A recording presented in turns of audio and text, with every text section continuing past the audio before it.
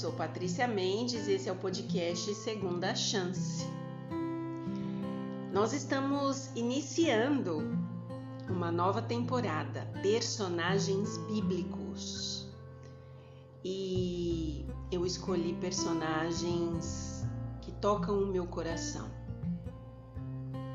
E hoje nós vamos falar de um personagem que muita gente conhece, até as crianças gostam muito das musiquinhas que tem sobre este personagem.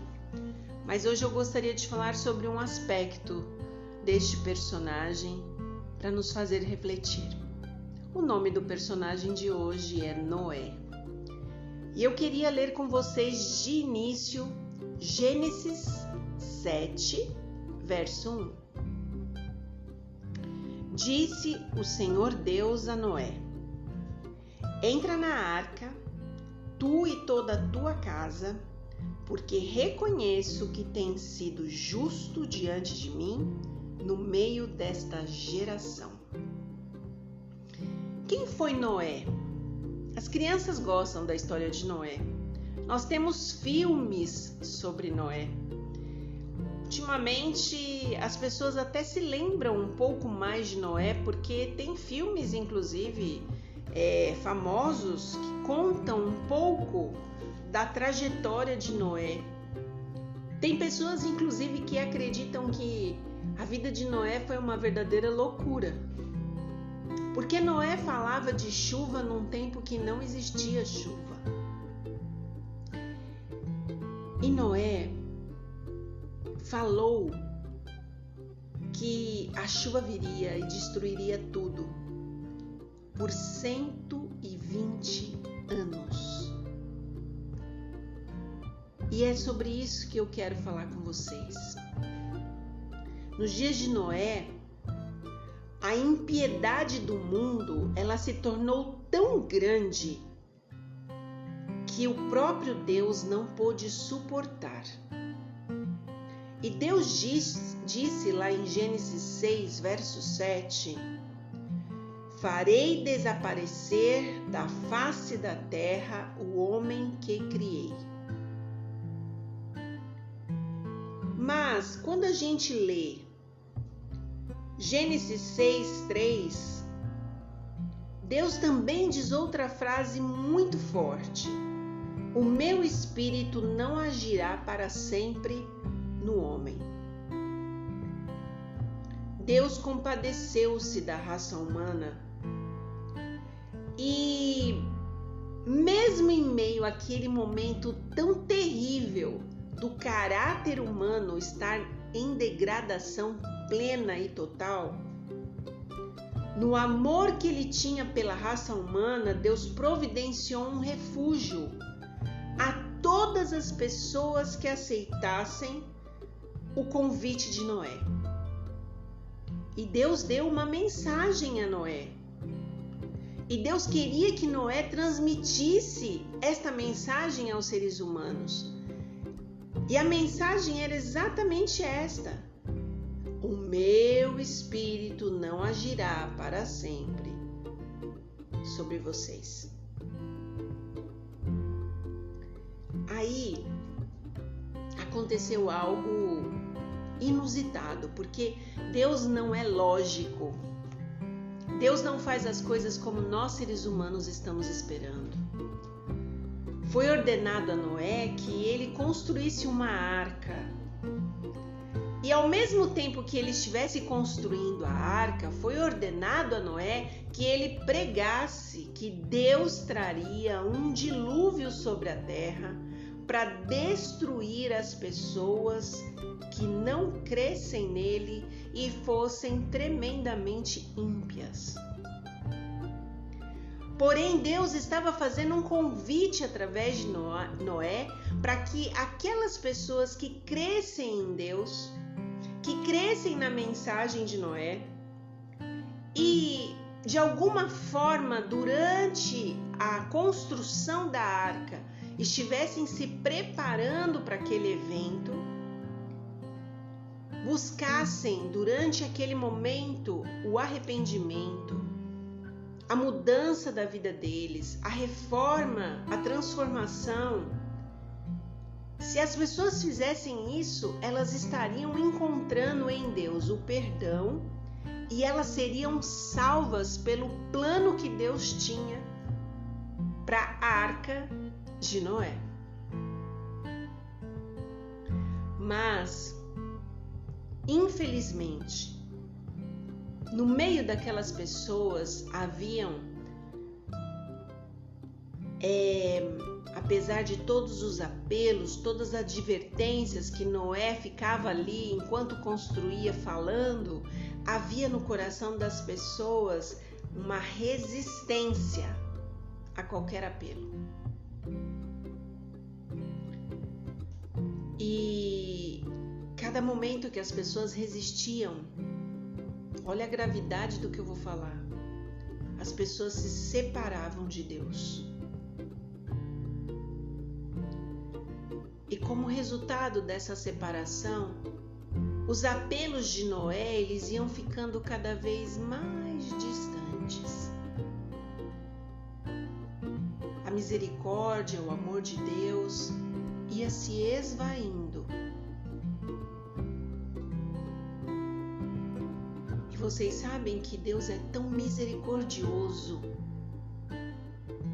que o Espírito de Deus continuou a agir naqueles homens rebeldes até que o tempo indicado por Deus se expirou.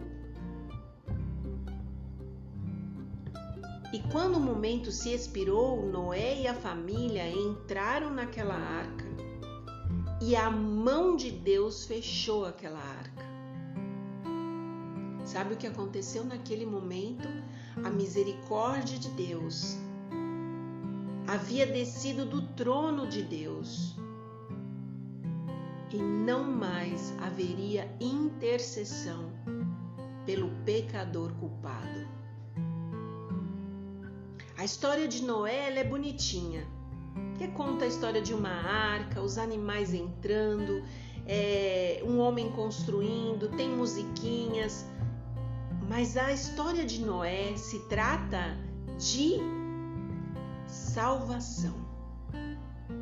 Se trata de arrependimento e perdão. E eu posso dizer para vocês, se trata de momentos cruciais na vida da gente. Para mim, a história de Noé não é bonita. Para mim, ela é uma história que me mostra a urgência e a emergência de mudança, reforma e transformação na minha vida.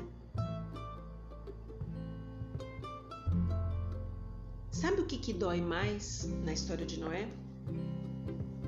É que nem todos os homens daquela geração eram homens completamente pagãos ou idólatras.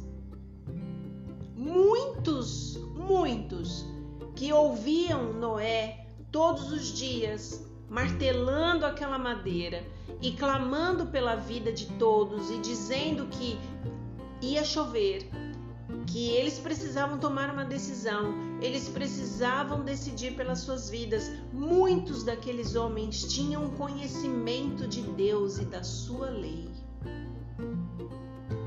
Mas eles não só rejeitaram a mensagem daquele homem tão simples, mas eles também usaram, olha que forte isso que eu estou dizendo para vocês, a sua influência para impedir que outras pessoas obedecessem a Deus. Todos nós, eu, você, todos nós temos o nosso dia de prova. Todos nós teremos um dia que tomar uma decisão de lealdade a Deus, ou não.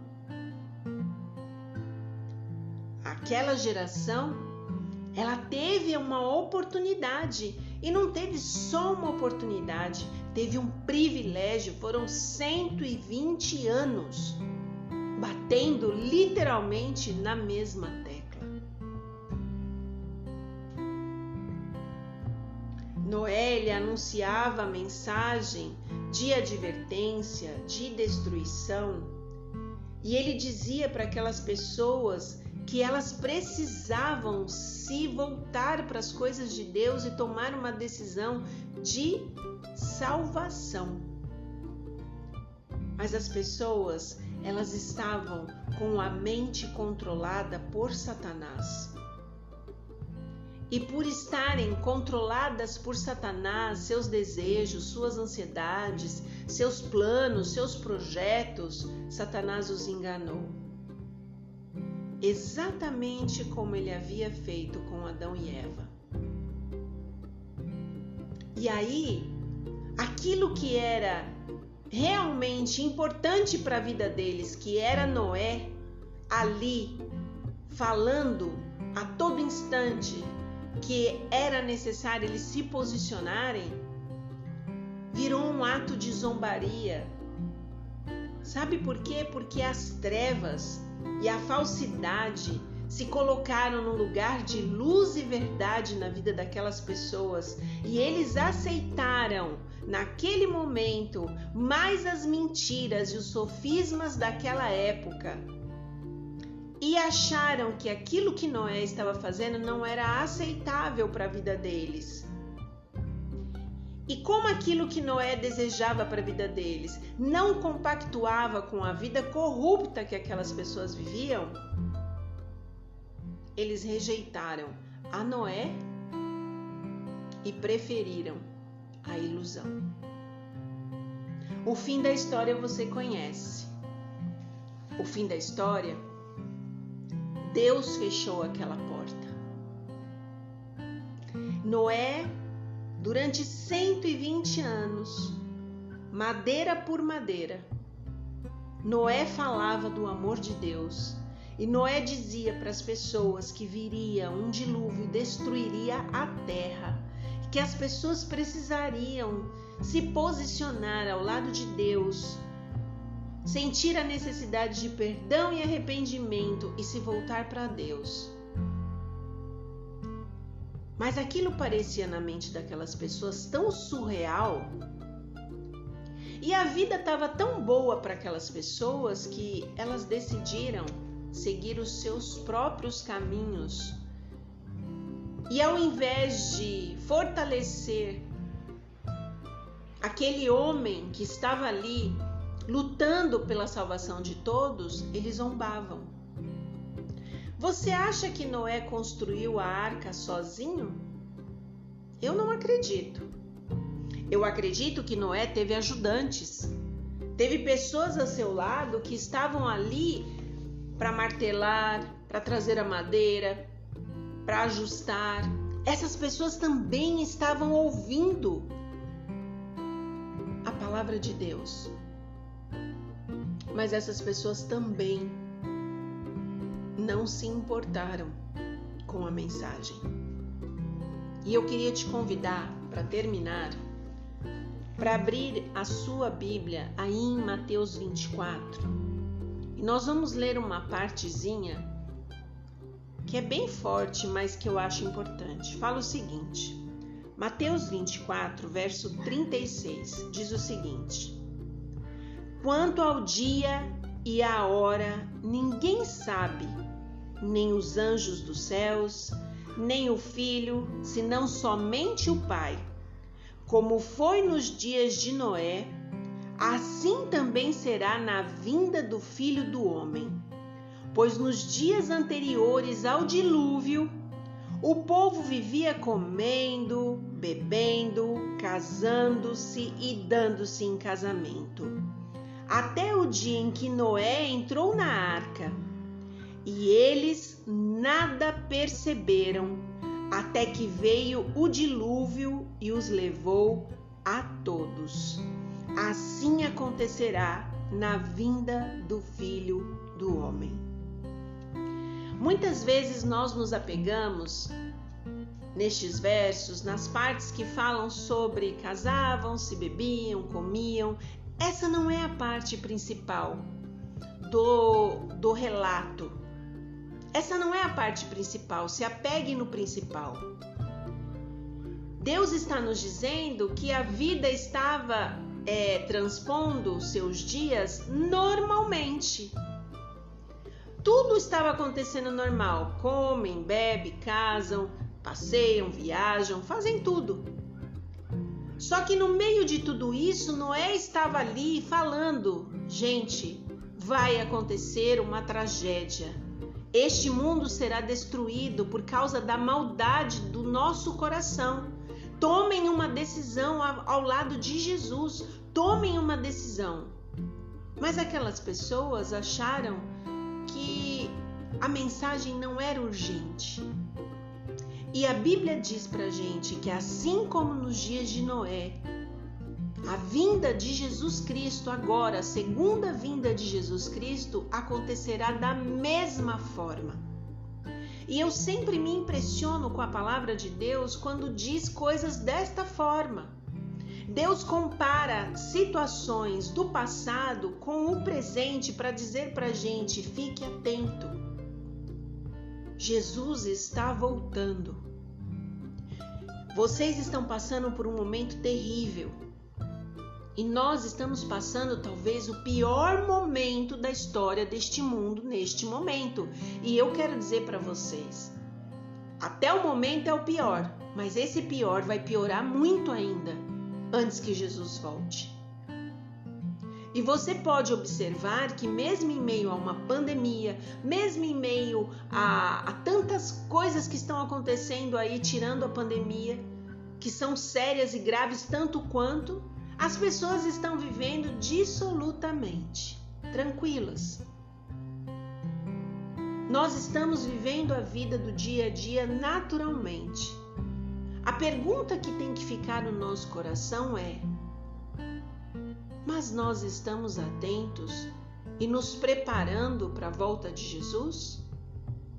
Nós estamos parando para pensar se as nossas decisões, as nossas escolhas, os nossos pensamentos, os nossos desejos estão sendo de acordo com a vontade de Deus e vamos estar preparados para este tempo terrível em que a terra vai escurecer tanto e nós não vamos mais ter tempo de nos colocarmos nas fileiras do céu? Você já parou para pensar nisso? Deus fechou a porta da arca e a água começou a cair. Alguns pingos, uma chuva mais forte, mas a água começou a subir. E as pessoas que estavam do lado de fora começaram a pensar: nossa, acho que Noé estava falando a verdade. A água começou a subir. A água começou a tampar as ruas, as casas. E a Bíblia deixa claro que foi sobre a terra. Não tinha lugar para ficar. Começou a subir a ponto de tapar as montanhas, as árvores, e as pessoas começaram a morrer. Imagina o desespero daquelas pessoas. E eu não estou falando isso para você falar: nossa, a Patrícia é terrorista, ela está fazendo isso com a gente, ela está falando isso para a gente sentir medo. Não, porque não era o desejo de Noé. O desejo de Noé não era o medo, porque Noé não sabia nem do que se tratava. Foi Deus que fechou a porta. Deus não deixou Noé nem ver do que se tratava. Mas a verdade é que Deus está nos avisando. Desde que Jesus morreu naquela cruz do Calvário, todos os dias, Deus está martelando no nosso coração e batendo a porta do nosso coração, como fala em Apocalipse. Eis que estou à porta e bato. Jesus está batendo e tentando fazer com que a gente mude, com que a gente seja transformado por Ele, que a gente recorra a Ele, com que a gente se arrependa, com que a gente peça perdão, com que a gente o busque, com que a gente fale do amor dele. A pergunta que eu deixo aqui para você: quem é você nessa história? Você é Noé? Você é aqueles que está ouvindo e não está fazendo absolutamente nada, achando que o que estão falando é exagero, é teoria da conspiração, é algo para te deixar só com medo. Você é aqueles homens que estavam juntos na martelada da arca, mas que vem em Noé alguém esparafusado, fora do seu juízo normal, alguém exagerado, alguém que está de repente fazendo um terrorismo desnecessário. Quem é você nessa história? Pense sobre isso. Converse com Deus sobre isso. Eu oro a Deus para que você seja a pessoa que neste momento sente muita vontade de se colocar de joelhos e clamar a Deus por perdão e arrependimento, até por coisas que você não se lembra, para que naquele grande dia você esteja de pé diante de Deus, disposto a dizer a Ele: Senhor, seja feita a sua vontade na minha vida. Naquele tempo era uma arca. Hoje não será uma arca. Hoje as trombetas breve vão tocar. Vai ser um ruído estrondoso, a Bíblia diz. Os céus vão se abrir. Jesus vai aparecer nas nuvens dos céus. A pergunta que você precisa se fazer: e quando Jesus cruzar os seus olhos com o meu, eu vou conseguir permanecer de pé diante dele? Eu vou saber que eu fiz de tudo para estar ali e ser levado com ele? Eu deixo esta pergunta para você. Eu imploro ao seu coração, como eu digo para mim mesma: hoje é o tempo de arrependimento e perdão. Hoje é o tempo da gente se colocar diante de Deus. Hoje é o tempo de você se ajoelhar aí onde você está e pedir a Deus: Senhor, eu quero ser salvo. Assim como Noé, eu posso ser mínimo. Talvez eu não esteja junto com a multidão, talvez eu seja um. Talvez na minha família seja só eu. Talvez nos meus amigos seja somente eu. Mas, Senhor, me dá forças de fazer a sua vontade, seguir o seu caminho, ouvir a sua palavra e tomar partido ao teu lado, porque eu quero viver uma eternidade contigo. Se esse for o desejo do seu coração, fale com Deus, onde quer que você esteja, agora. Se você está no seu trabalho com fone de ouvido, se você está acordando agora, está ouvindo isso, se você estiver dirigindo, se você estiver em qualquer lugar, deitado na cama, agora, tome uma decisão. Deixe Jesus cuidar de você. Deixe Jesus te ajudar a traçar esse caminho para a eternidade, porque Ele tem planos de salvação para a tua vida. Que Deus te abençoe.